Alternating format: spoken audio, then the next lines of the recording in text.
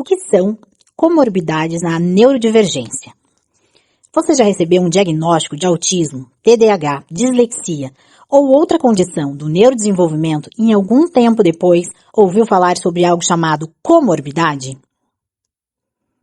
Ou talvez tenha percebido que seu filho apresenta outras dificuldades além do diagnóstico principal? Neste vídeo, vamos entender de forma simples, científica e sem mitos o que são comorbidades e por que elas são tão comuns na neurodivergência. Primeiro vamos entender o significado da palavra. Comorbidade é quando uma pessoa apresenta duas ou mais condições que coexistem ao mesmo tempo. Isso significa que uma pessoa pode ter um diagnóstico principal e também apresentar outras condições associadas. Uma pessoa autista também pode ter TDAH. Uma pessoa com TDAH também pode apresentar ansiedade. Uma pessoa com dislexia pode apresentar outros transtornos de aprendizagem.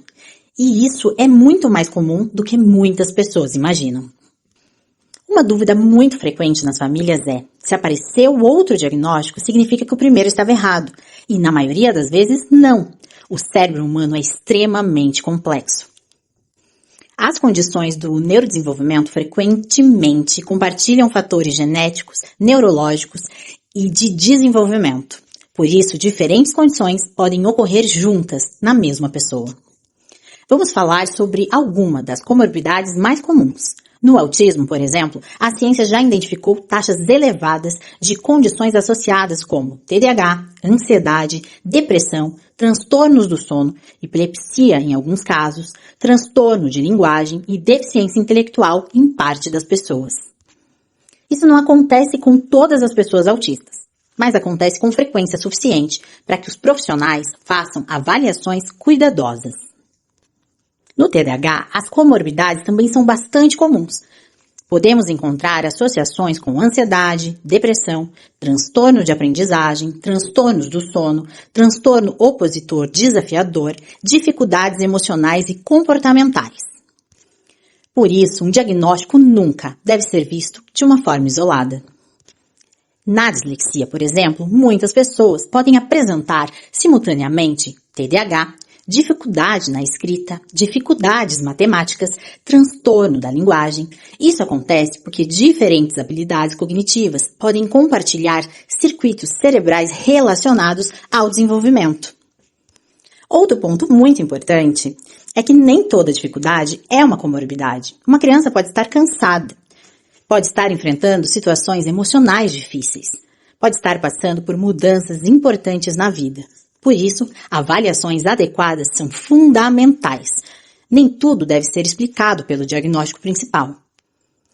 A ansiedade merece uma atenção especial. Muitas pessoas neurodivergentes convivem com desafios diários relacionados à escola, trabalho, relações sociais, sobrecarga sensorial ou dificuldade de comunicação. Em algumas situações, isso pode aumentar o risco de desenvolver sintomas ansiosos.